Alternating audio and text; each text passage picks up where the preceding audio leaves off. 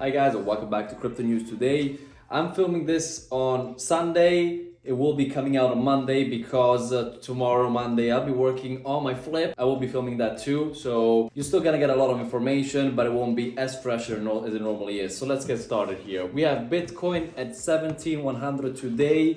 We have Ethereum at 1274, we're still under 1300. BNB is still under the 300 level, which it was at the beginning of last week.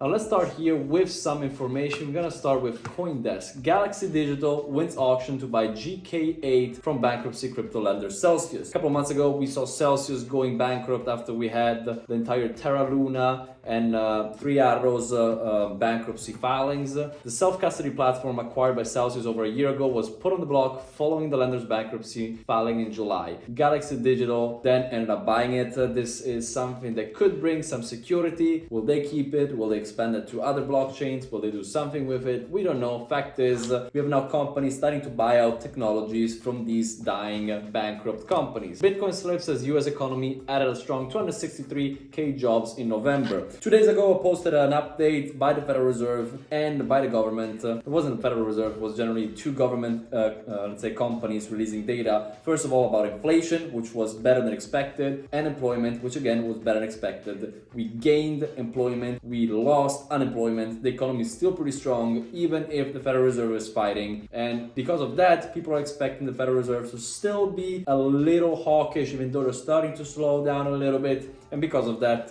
Bitcoin, but also other assets kind of dropped a little bit in the past 2 days. Former FTX US president is seeking funds for crypto startup report. This is not SPF. This is the president of FTX US, Brett Harrison, who left FTX in September and is now trying to raise a 60 million company valuation, trying to raise 6 million for a startup. Will this happen? Will the FTX situation make his life more difficult? We're gonna see what will happen. Is he not being questioned? We don't know that, but that will be for you, not for me. I'm just releasing the information for you. Gemini Exchange seeks to retrieve 900 million from crypto lender Genesis. Gemini, who has been a little bit insolvent lately, we know that, is trying to get back as much money as possible, one of which was a $900 million paid as loan that they want to get back. Now on to Cointelegraph. Will Grayscale be the next FTX? What does they mean with this? So Grayscale, first of all, has been asked to release their reserves by investors, as it happened with many other crypto companies. Grayscale is much bigger, and they use the excuse of our CEO has 28 more years of business, and we don't need to release any information. At the same time, Grayscale is taking over the battle that FTX initially was being fought they would take on, which is the battle against the government to bring, let's say, regulation, but not too much. Grayscale is the company who tried to create an ETF, Bitcoin-based ETF, that the US kind of pushed back and now is going through, let's say, not direct lawsuit, but sort of like a lawsuit to still be able to publish that because they think that the US reaction towards it was not really good. So they're kind of taking over that, let's say, regulatory fight rule that FTX initially was fought to take over, but then after what happened, of course, we know that they will not be taking over, especially because they're probably the worst representative of crypto right now.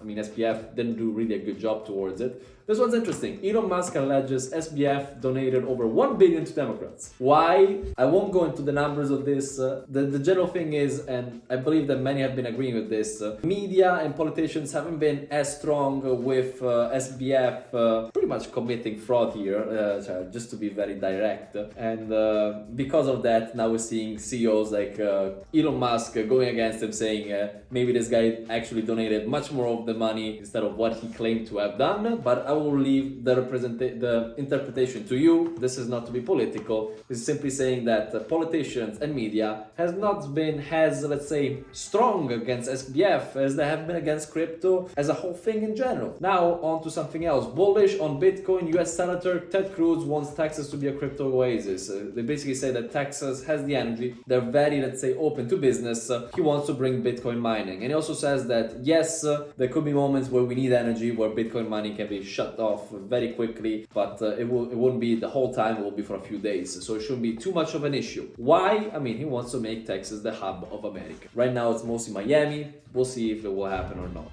Why am I talking about this? Because the fact that we are trying to have politicians coming more, bringing crypto more into their states is a good thing. FTX collapse continues to unfold. BlockFi announces bankruptcy filing and Kraken settles sanctions breach. A few days ago, we saw BlockFi release information to customers saying that withdrawals will be stopped. They're trying to figure out how they will survive. They're still trying to survive. They filed for bankruptcy, but they might come back from it. We're gonna see if this is the last one of the companies who have been affected by SBF or if there will be more. Last but not least, this one's really interesting. After we saw Twitter being attacked by Apple when it comes to being downloaded on the app because of payment issues, now we also have Coinbase coming to the same problem, where Apple wants Coinbase to pay part of the gas fees to buy and sell NFTs directly through Apple Pay. Coinbase simply responded saying that if you understand how blockchain works, this is basically impossible to create. So even if they tried, they know they couldn't make it. Will Coinbase survive on the App Store, or will Apple delete them directly? We don't know, but this is happening. Guys, this is all for now.